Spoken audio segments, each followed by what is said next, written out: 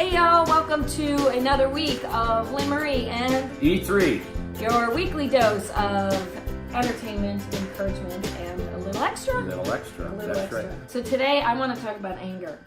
Ooh. Okay. Okay, so we had, well, She doesn't get that angry. You don't get angry. You don't think? No, you don't. At least I don't, unless she's hiding it from me. Maybe after May she'll get angry. We're getting married in May. I don't know if everyone in the group knows that, but we're very excited. But it's also very stressful lately. But I'm dealing with, well, we both are dealing with a personal situation that has every opportunity to make us both extremely angry on a daily basis. Mm-hmm. And our therapist told us a couple weeks ago that anger is really frustration and the desire for things to be different than they are.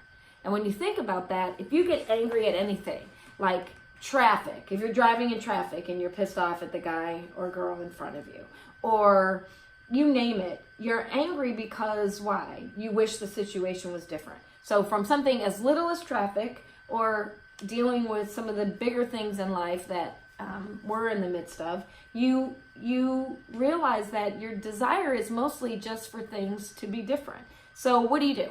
For me, it's the first step is accepting it as it is. So if you're stuck in traffic, I have a friend, Stacy, who lives in LA, and she's always stuck on the 405, and she blogs about it. If you're stuck on the 405 in traffic in LA, there is nothing you can do about it. Mm-hmm. So the first thing is accept. Right? Otherwise, you're going to be angry the entire time. And what does that do you? What good does it do you? Mm-hmm. Zero.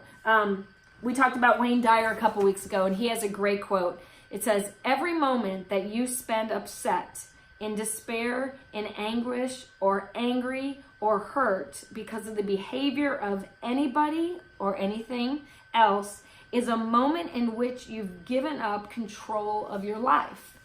Now, if you think about that, if you let this other person or the situation make you angry, all you're doing is wasting your time. Mm-hmm. That moment and that time is gone. Mm-hmm. And you've given control over to the anger and to the 405 freeway or to bigger things. But so for me, I'm really trying to practice. The minute I feel anger, I go, okay, well, what is this about? And what can I do about it? Absolutely nothing. Let it go. Yeah, absolutely. That is actually a very profound saying as far as giving up a portion of your life or giving your life to that control, because you're absolutely right in that you have no control over that. Well, you have control over that situation. That's the thing. And again, like you're saying, that's where the anger is coming from, that you feel that you may not, or you want it differently. Yeah. Well, either if you can control that situation, then you can control it. If you're not, then you don't. But either way, you can't do anything about it. Yeah, right? Or why be angry? For instance, the house is covered in glitter from wedding stuff. And I watched Eddie walk into the dining room the other day, and his face, you were just like, oh my gosh, this is a mess. That's right? not anger, though. Well, it wasn't anger, but it was frustration. And I thought about that. I thought, he walked out of the room and thought, this is it. You said, I'm accepting the fact that this is my life for the next 4 months, right? So no use in getting angry about it. Right. So that's just a simple example. You either clean it up and put everything away, but why waste the time being angry? Right, absolutely. I don't know if I could use this quote or not. I hope so, because we didn't talk about this, but or not a quote, but it goes along when we talk about being angry with others, or if others are making us angry. Here's a perfect example of the control that you do or don't have. Some people love to instigate and continue to extend their anger upon you, or let's say this, they like to invite you into their circle of anger. They know that they're getting you angry, right? That's what I'm trying to say. Yeah. They know that they're getting you angry. Or their hope is that it makes you angry, hope right? is, absolutely. And why don't you tell them the other thing that we've learned through the therapy and stuff as far as the tug of war? Oh, yeah. So most of the time, people that make you angry, they are instigators and they want to play tug of war with you. However, if you don't pick up the rope they can't play. Think about that. Absolutely. You do not engage in that anger. So you could be pissed off too, but if you get control of it and go, you know what? This is not worth my time, like Wayne Dyer says. I'm going to lose control. I'm giving up control if I continue to be angry. So you know what? I'm dropping the rope. Yeah. I'm not going to play tug of war. I'm dropping the rope. I'm understanding that things are just as they are, and I can't fix it for right now. Maybe someday I can, but for right now, I'm at least going to choose to not let the anger control the situation. And a real life example, or not a real life example, but an example of that about the dropping the rope is, let's say, for example, let's use email as an example, or text messaging. You're in a kind of a heated conversation or disagreement with somebody who is continuously then, or let's say they're having that communication with you via text or email. Now, my personality in the past, or my personality in the past used to be, I would continue back and forth to get the last word in. You're not getting no last word. All you're doing is you're just prolonging the agony. Mm-hmm. You're picking up the rope and you're tugging. You're playing that game. Yeah. And I've learned it's been a tough road, but I've learned over the year that just by not responding, first of all, it does clear my mind more, and actually it diffuses the situation more, and probably makes the other person who's trying to instigate you even more angry. Which, in the end, isn't that what you wanted to do? So, Yes. But bottom line is, you have a better peaceful life if you just don't respond. That's right. So the two things today that I think we're trying to both say is, one, anger comes from wishing things were different. And that's okay. I mean, if you recognize that you're angry because you really want things to be different. But secondly, not to engage and not to act on that anger and not to continue playing tug of war. Just drop the rope. Right. You're going to feel better. You get your life back, and you're not giving up control of your moments to playing tug of war. And it doesn't matter. Very good. All right. We'll see y'all. Hey, this week's entertainment piece is a throwaway back. All the way to the year 2001, when I was honored and fortunate and excited and blessed to be able to play The Tonight Show.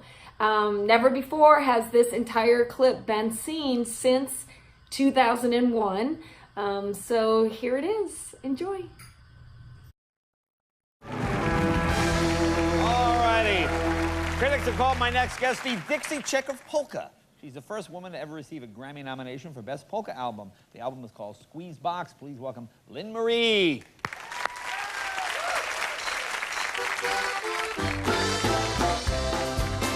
From the moment we met, I fell head over heels, and I thought I had found my true lover. But I guess I thought wrong, 'cause the days you were gone, and I spent all my time waiting by the phone. Come back, my baby. Won't you come back to me? I need your loving more than I need to breathe. Please come back, baby. I can't believe that we're through. Without your kisses, I am nothing but blue. Nothing but blue.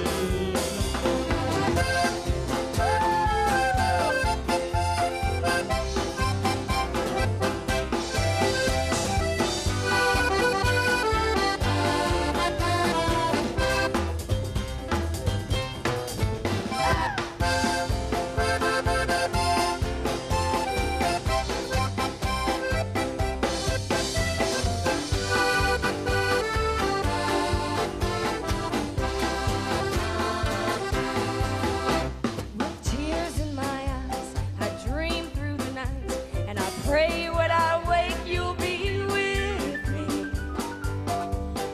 I guess dreams don't come true if they're not dreamt by two, 'cause the daylight brings no sign of you.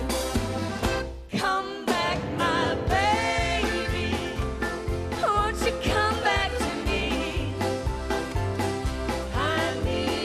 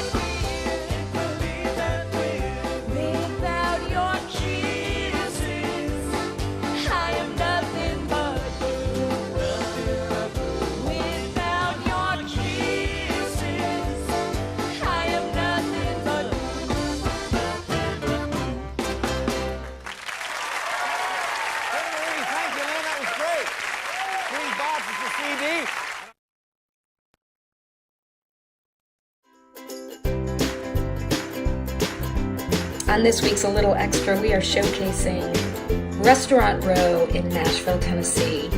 There is an area down in the Gulf, and it is full of fabulous restaurants, and we're going to take you to one of our favorites. We are here outside Cane Prime. Cane Prime.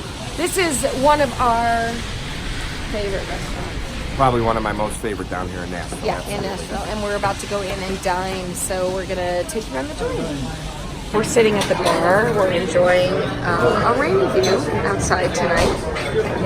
Right now, we're getting our setup. So, if you come to Nashville and you have a evening free, you must come to Cane Prime.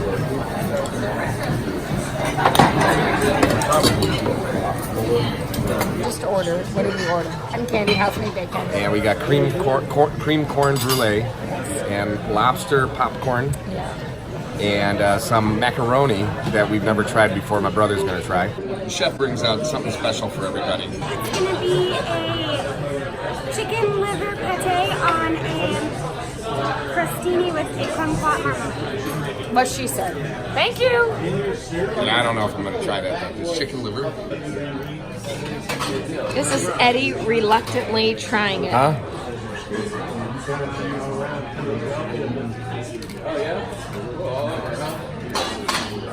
Oh, yeah. It's a chicken liver pate. So back at home, some of the Slovenians use chicken livers for their stuffing. That's what it tastes like. It's delicious.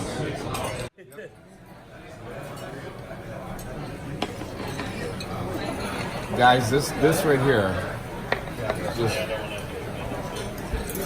Look at that. Toasty and good.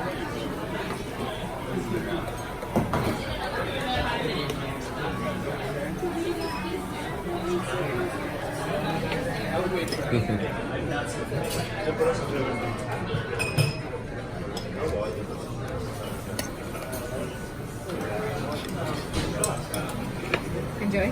Thank you. My pleasure. you're very welcome.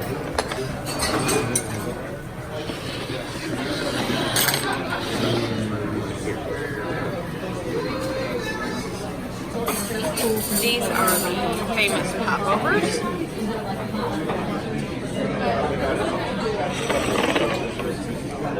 And this is the famous cream corn creme brulee. Thank you so much. My pleasure.